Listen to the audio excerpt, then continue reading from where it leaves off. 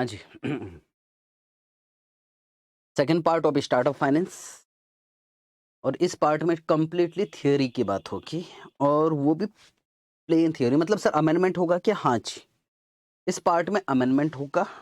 Startup के जितने भी क्वेश्चंस आए हुए नए, कुछ नए कॉन्सेप्ट्स है, और थियोरी यकीन मानना बहुत ही ज़्यादा ईजी है, सिंपल, बिल्कुल सिंपल। मेरी ज़रूरत नहीं थी, पर फिर भी बच्चों का कहना सर एक आइडिया मिल जाए ना थियोरी का तो दिक्कत खत्म हो, तो इसीलिए मैं आया हूँ। जल्दी खत्म करेंगे, 15-20 मिनट में खत्म करेंगे, उससे ज़्यादा टाइम नहीं लेंगे। ओके, इसमें से जो पहली थियोरी करने जा रहे हैं वो ऑलरेडी पहले से थी और अभी भी है, और सर उसके आने के चांसेस है जी। सर है क्या थियोरी? एक सिंपल सी बात बताऊं, इंडिया में जो स्टार्टअप होते हैं, यस, गवर्नमेंट की तरफ से उन लोगों को बहुत फैसिलिटी है। मतलब टैक्स में एग्जिम्पशन है, टैक्स छूट है, 100% टैक्स हॉलीडे चलता है उन लोगों का। बहुत ज़्यादा बेनिफिट, बहुत ज़्यादा फैसिलिटी प्रोवाइड की गई स्टार्टअप को। तो क्योंकि एक्ट में लिखा है कि क्या-क्या फैसिलिटी प्रोवाइड की गई है, बहुत सारी बातें लिखी है कि यार इस सेक्शन में इनकम टैक्स के, इस सेक्शन में छूट है, बहुत सारी चीज़ें। तो क्या लोग इस चीज़ का फ़ायदा उठा सकते हैं? हाँ सर, कैसे उठा सकते हैं? अब बात करो ना यार, एक काम करते हैं, रिलायंस को भी ये दिख रहा होगा कि हाँ यार स्टार्टअप पे तो टैक्स में एग्जम्पशन है, बहुत कुछ। तो चलो ना यार, अपनी ही कंपनी को स्प्लिट कर देते हैं, ऐसा भी हो सकता है। पहली बात तो सर रिसर्च होना चाहिए, रिसर्च एंड डेवलपमेंट पे काम होना चाहिए, न्यू आइडिया होना चाहिए, प्रोडक्ट डेवलपमेंट होना चाहिए, न्यू टेक्नोलॉजी होना चाहिए, वो सब कुछ ठीक है, वो बात समझ में आती है। लेकिन अब हम एक काम करते हैं ना, अब रिलायंस ये सोचेगा ना, क्यों ना अपनी ही कंपनी को स्प्लिट कर दिया जाए और उसका नाम ने दे दिया जाए स्टार्टअप, क्योंकि हमने नया प्रोडक्ट बनाया। रिलायंस खुद ही बोलेगा यार, क्यों स्प्लिट करे?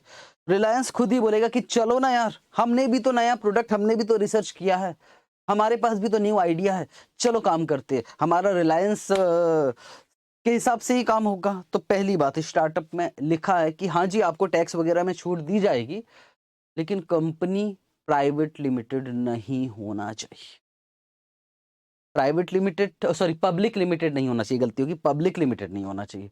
या तो पार्टनरशिप फर्म हो, या तो एलएलपी हो, या तो फिर प्राइवेट लिमिटेड हो सकता है, एलएलपी हो सकता है, और सर इसके अलावा पार्टनरशिप फर्म हो सकता है, वो चल जाएगा। प्लीज इसको रटना पड़ेगा, याद, ये आ सकता आया हुआ एग्जाम है।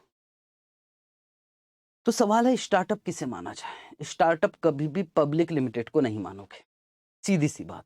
वैसे भी आईपीओ लास्ट में, लास्ट स्टेज में होता है। ओके, तो पहली बात हो गई कि यार आपको टैक्स की तभी छूट मिलेगी, टैक्स में एग्जिम्पशन तभी मिलेगा जब आप पब्लिक लिमिटेड को हम स्टार्टअप मानेंगे नहीं, चाहे वो नया प्रोडक्ट कुछ, या न्यू आइडिया, न्यू रिसर्च या इनोवेशन नया हो, कुछ नहीं चलेगा। ओके, तो पहली कंडीशन, पब्लिक लिमिटेड नहीं होना चाहिए। पार्टनरशिप फर्म चल जाएगी, ठीक है सर, एलएलपी चलेगा, प्राइवेट लिमिटेड चल जाएगा। तो अब और एक बात मन में आती होगी, हाँ अब मैं बोल रहा हूँ, क्यों ना स्प्लिट कर दे, हाँ, और एक प्राइवेट लिमिटेड बना। रिलायंस ये सोचता होगा ना, क्यों ना स्प्लिट कर दिया जाए, और टैक्स का हमको फायदा उठाना है तो स्प्लिट कर देते हैं कंपनी को और उसको प्राइवेट लिमिटेड बना देते हैं। अब तो फुलफिल हो गई रिक्वायरमेंट। तो दूसरी कंडीशन, आप स्प्लिट भी नहीं कर सकते। इट मींस एग्जिस्टिंग कंपनी को आप स्प्लिट करके प्राइवेट लिमिटेड बना के आप ये कहो कि स्टार्टअप है हमारा और हमें टैक्स में छूट दे दी जाए, बोले नहीं चलेगा। अच्छा, तो स्प्लिट भी नहीं कर सकते, नहीं कर सकते। तीसरी कंडीशन उन्होंने कहा, अब सुनो, जिस दिन भी आपकी पार्टनरशिप फर्म बन रही है, 10 साल का आपको टाइम दिया जाएगा। 10 साल तक आप स्टार्टअप कहला सकते हो। 10 साल के बाद चाहे आपका कुछ भी क्यों ना हो, आप स्टार्टअप नहीं कहलाओगे। 10 ईयर्स इंपॉर्टेंट है, इनकॉर्पोरेशन से 10 साल तक आप स्टार्टअप कहला सकते हो। लेकिन और एक शर्त है, आपका किसी भी साल अगर आप बड़ी कंपनी बन गए, आपका टर्नओवर 100 करोड़ से ऊपर हो गया, तो भी आप स्टार्टअप नहीं कहलाओगे। इट मींस टैक्स की छूट ऐसे ही नहीं। अब आपकी कमाई होने लगी तो काहे की टैक्स की छूट यार? सर कितनी कंडीशन है, याद करते, स्टार्टअप कौन कहलाएगा? सर इनकॉर्पोरेशन से, हाँ, 10 साल तक आप स्टार्टअप कहला सकते हो, ठीक है, 10 ईयर्स, याद रखना, 10 ईयर्स। दूसरा, किसी भी फाइनेंशियल ईयर में आपका टर्नओवर 100 करोड़ से ऊपर नहीं होना नहीं चाहिए, ठीक है सर, ठीक है, ये भी बात समझ में आएगा। टर्नओवर ज़्यादा है तो आप स्टार्टअप नहीं कहलाओगे। तीसरी, आप पब्लिक लिमिटेड नहीं हो सकते, आप प्राइवेट हो या फिर आप एलएलपी हो या पार्टनरशिप हो, वो चलेगा। चौथी, इनोवेशन या रिसर्च ये सब होना चाहिए, मतलब कुछ न्यू आइडिया आना चाहिए, ठीक है, जिससे एम्प्लॉयमेंट में फ़ायदा मिले, ऐसा कुछ लिखा हुआ है, ठीक है सर। चौथी और पाँचवा, स्प्लिट करके नहीं कर सकते, ये प्लीज़ आपको याद करना पड़ेगा। तो ये थियरी दिया हुआ है और प्लीज़ इसको रीड कर लेना। Startup India initiative, okay sir. और उसकी कंडीशन है, सबसे ज़्यादा कीवर्ड 10 साल तक ही आप स्टार्टअप कहलाओगे इनकॉर्पोरेशन से। दूसरा, प्राइवेट लिमिटेड, पार्टनरशिप फर्म और एलएलपी चलेगा, पब्लिक लिमिटेड नहीं चलेगा। तीसरा, किसी भी फाइनेंशियल ईयर में 10 करोड़ से ऊपर टर्नओवर नहीं चाहिए। चौथा, इनोवेशन डेवलपमेंट, ये तो पक्की पक्की बात है, इम्प्रूवमेंट ऑफ प्रोडक्ट वगैरह होना चाहिए जिससे एम्प्लॉयमेंट जनरेशन हो। और पांचवा, आप new split of existing company को स्प्लिट करके आप न्यू कंपनी नहीं बना सकते, और अगर बनाते हो प्राइवेट लिमिटेड ही क्यों ना हो, चाहे सारी कंडीशन फुलफिल क्यों ना हो, आपका स्टार्टअप नहीं माना जाएगा और आपको टैक्स की छूट नहीं मिलेगी। तो सर 4 नंबर का क्वेश्चन आएगा, और ये मेरे ख्याल से बहुत ज़्यादा मुश्किल नहीं है। आपने ना जाने कितने एक्ट पढ़े और इसको याद करना मुझे नहीं लगता कि कोई दिक्कत जाएगी, ठीक है। पहली थियरी ये थी, ओके सर। आगे चले।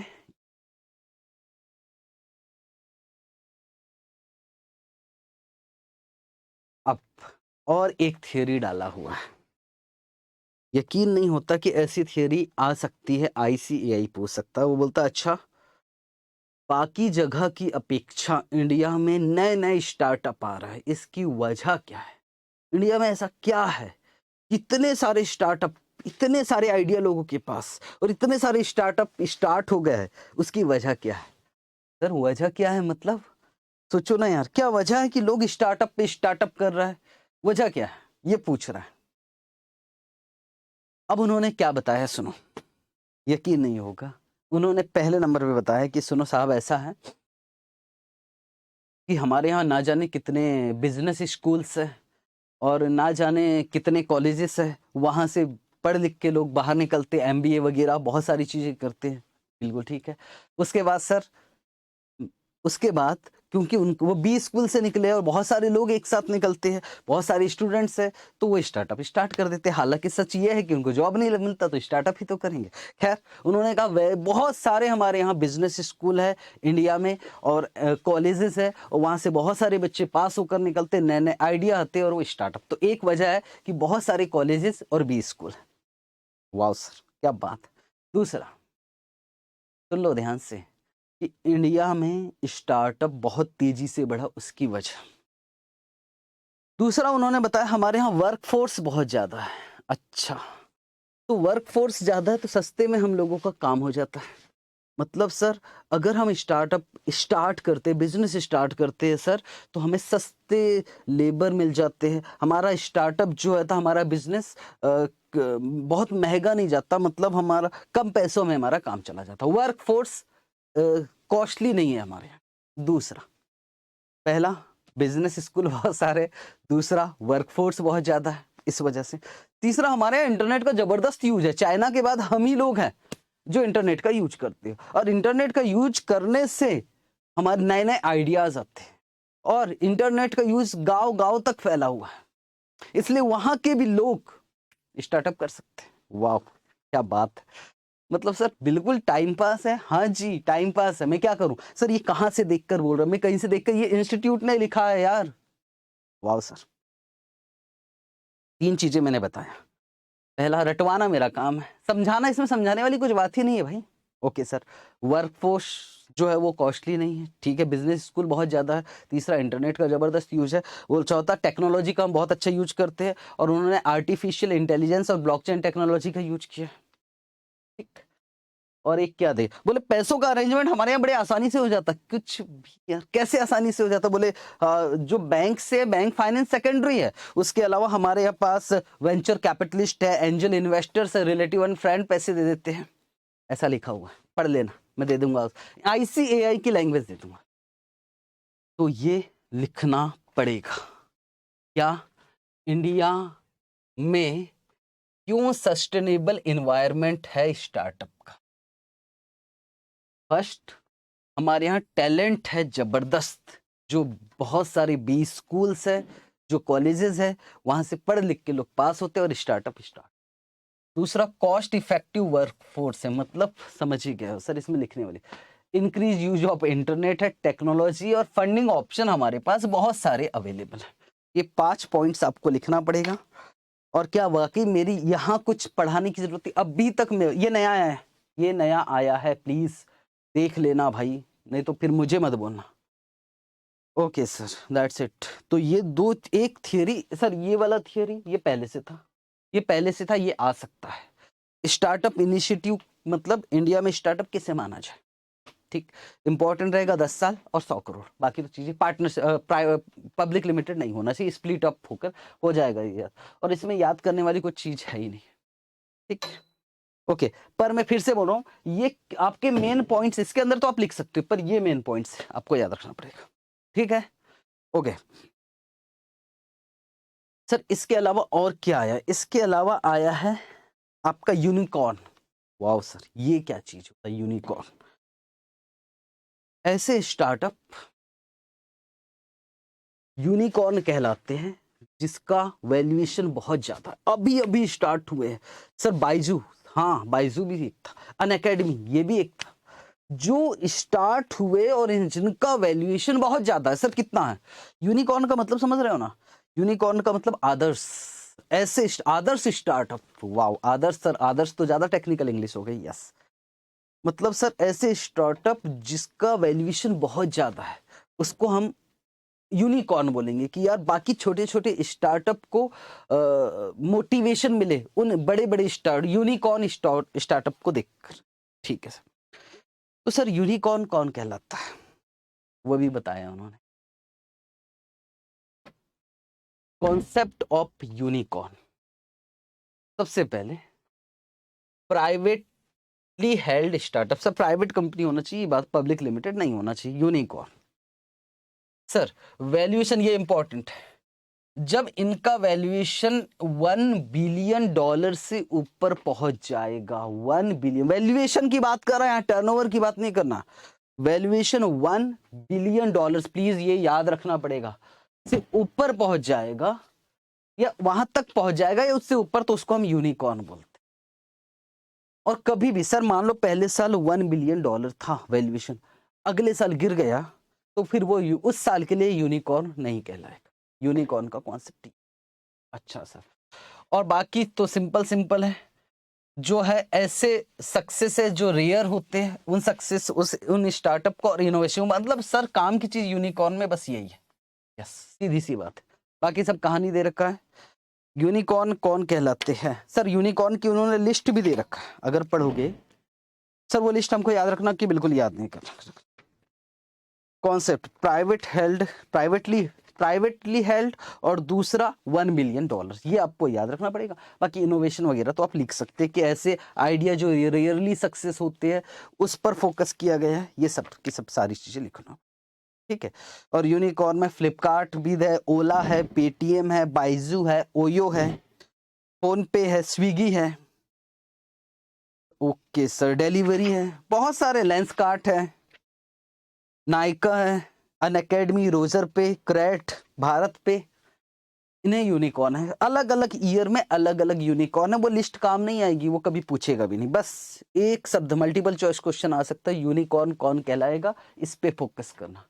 $1 बिलियन तक अगर उसका वैल्यूएशन पहुंच जाता है या उसके ऊपर, तो वो यूनिकॉर्न कहलाएगा, ठीक है। ओके, चलो जी, अब बात करते हैं सक्सेशन ऑफ बिजनेस। मतलब सक्सेशन ऑफ बिजनेस मतलब उत्तराधिकारी। इट मीन्स यार यहाँ ये कॉन्सेप्ट समझाया गया है, नया आया, succession planning in business. Topic का नाम है succession planning in business.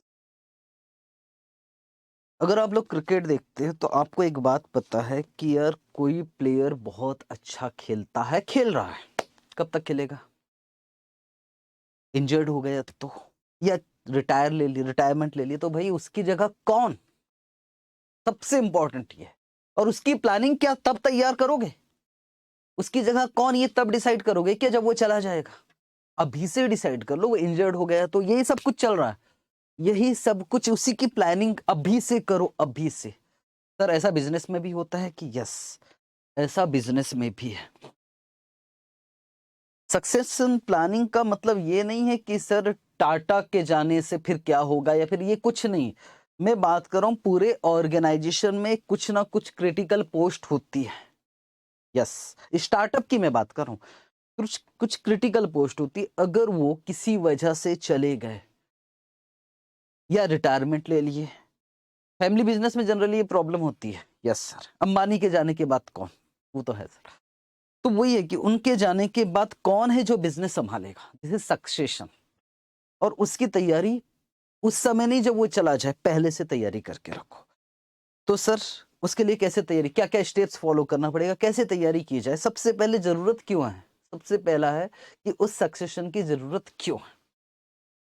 Sir पहली जरूरत इसलिए है क्योंकि आज नहीं तो कल जो एग्जिस्टिंग है वो रिटायरमेंट लेगा। यस, और उसकी जगह किसी और दूसरे को की तो जरूरत पड़ेगी। यस, और अगर हम उस समय ही सोचे तो टाइम लगता है, और उस टाइम की वजह से हमारा जो बिजनेस है वो डिसरप्ट मतलब डिस्ट्रैक्ट होगा। यस सर, बिजनेस में प्रॉब्लम्स आएगी।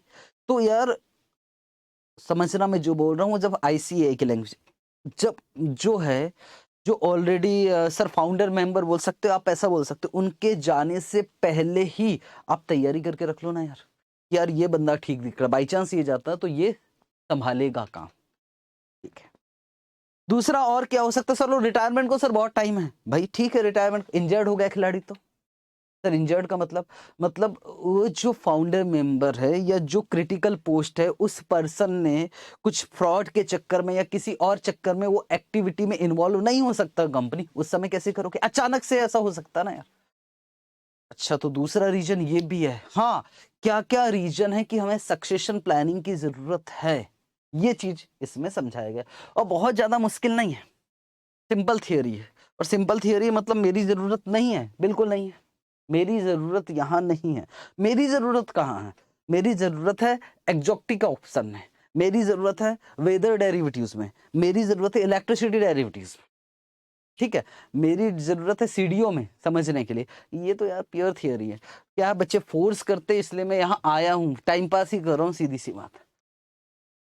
तो पूछा succession of planning in business, succession planning of business होना चाहिए था, succession of planning in business चल जाएगा। इसमें करना क्या होता है? इसमें हमें आइडेंटिफाई करना होता क्रिटिकल पोजीशन इन ऑर्गेनाइजेशन और उसका प्रोसेस। आइडेंटिफाई का मतलब क्या समझ रहे हो? कि इनकी जगह कौन लेगा, उस पर्सन को ढूंढना है, वही सक्सेशन प्लानिंग है। पर क्यों, क्यों का जवाब है ये सर, रिस्क को मिटिगेट करना है। यस, क्या होता ऑर्गेनाइजेशन बिना लीडर के तो यार बिजनेस डिस्ट्रॉय हो जाएगा, तो लीडर की तो जरूरत पड़ेगी। तो उसके लिए पहले से तैयारी करो कि कौन लीडर रहेगा। ठीक है सर। दूसरा, कॉज रिमूवल। ये लैंग्वेज कहाँ का है सर? ये लैंग्वेज है हमारे आईसीएआई का। कॉज रिमूवल का मतलब मैंने इंजर्ड बताया कि यार कोई ऐसे एग्जिस्टिंग लीडर ने, लीडर बोलूं तो ज्यादा अच्छा, फाउंडर मेंबर की जगह लीडर बोलता हूँ, एग्जिस्टिंग लीडर ने कुछ ऐसी एक्टिविटीज किया कि कोर्ट ने उन्हें मना कर दिया है, फ्रॉड वगैरह कुछ भी हो सकता है, कि आप बिजनेस एक्टिविटी में इन्वॉल्व नहीं हो सकते। फिर कोई ना कोई तो लीडर चाहिए। यस, तो आ सकता थ्योरी कि सक्सेशन प्लानिंग की जरूरत क्यों पड़ती है, वजह क्या है? तो सक्सेशन प्लानिंग की जरूरत है। पॉइंट नंबर 1, रिस्क मिटिगेशन का मतलब है अगर लीडर नहीं रहा तो काम होगा नहीं, बिजनेस डिस्ट्रॉय हो जाएगा, और उस समय अगर तलाश करोगे तो बहुत ज्यादा टाइम लगेगा। उस रिस्क से बचने के लिए आप सक्सेशन प्लानिंग कीजिए। दूसरा, कॉज रिमूवल। रिमूवल मतलब समझ रहे हो, अगर किसी वजह से रिमूव कर दिया जाता है लीडर को, तो तब अचानक से हमें लीडर की जरूरत पड़ेगी, उसके लिए आप पहले से प्लानिंग कीजिए। तीसरा, talent pipeline. Sir talent pipeline का मतलब क्या होता है? अगर आपकी सक्सेशन प्लानिंग चल रही है, हम ढूंढ रहा है कौन बनेगा लीडर, कौन बनेगा लीडर, तो एम्प्लॉय मोटिवेट हो गए, यार हम भी तो है, चलो यार मेहनत करते, काम करते, मोटिवेट हो गए एम्प्लॉय, अच्छा तो है, और क्या चाहिए? अच्छा, टैलेंट पाइपलाइन बोला है उन्होंने। ठीक है। दूसरा, तुरंत की तुरंत कॉन्फ्लिक्ट रिजोल्यूशन मैकेनिज्म है। ये थोड़ी सी बात थोड़ा सा टेक्निकल चीजें, मतलब यार ये पॉइंट क्यों लिखा मुझे समझ में नहीं आया, पर फिर भी ओपन जो कम्युनिकेशन गैप है वो खत्म हो जाएगा, ऐसा लिखा हुआ है।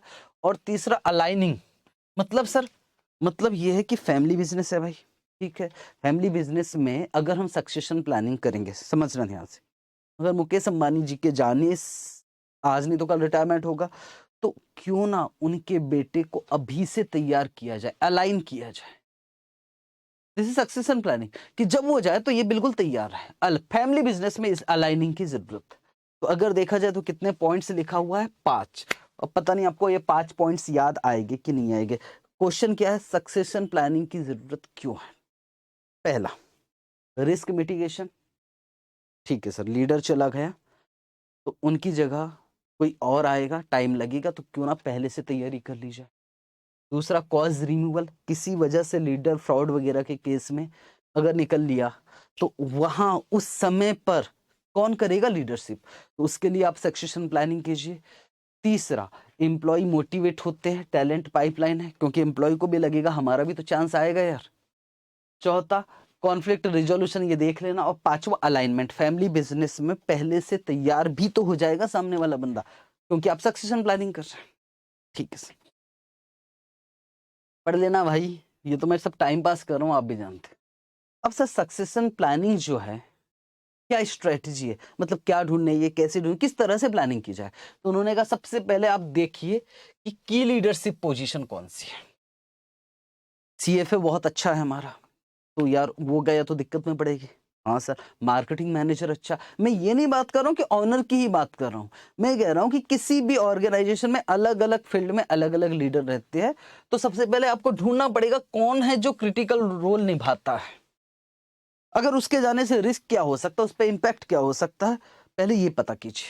कर लिया पता, ठीक है सर। फिर दूसरे में आप मैप कीजिए और आप देखिए कि क्या क्या कंपेटेंसीज रिक्वायर्ड है उस पोजीशन के लिए, क्या क्वालिफिकेशन होना चाहिए, बिहेवियर कैसा होना चाहिए। पहला, पोजीशन पता कीजिए। दूसरा, उस बंदे को चेंज कर रहा है, उसकी जगह आप रिप्लेस करें किसी और को, तो क्या क्या क्वालिफिकेशन होना चाहिए। तीसरा, जो हमारे पास अभी वर्क फोर्स है, सर बाहर से तलाशेंगे कि नहीं, पहले अगर हमारे पास अभी वर्क फोर्स है तो आपके पास एक ऑप्शन है, मतलब आपके पास इंटरनल ऑप्शन है, आप ये काम कर सकते हैं। मतलब हम दूसरी कंपनी या दूसरा क्यों अपॉइंट करें, हमारी ही कंपनी का कोई होगा तो उसको अपॉइंट करें, उसमें ढूंढिए वो क्वालिफिकेशन वगैरह। और फिर चौथा, फोर्थ ये है कि अगर मान लो मुकेश अंबानी का रिटायरमेंट हो सकते हैं और उनका बेटा अभी बहुत छोटा है जो अभी तैयार नहीं है, तो बीच में आप आउटसाइडर को अपॉइंट कर सकते हैं, जिसको बोलते हैं ब्रिज लीडर। ठीक है, तो बिजनेस सक्सेशन स्ट्रेटजी में टोटल मिलाकर कितना पॉइंट लिखा है, 4।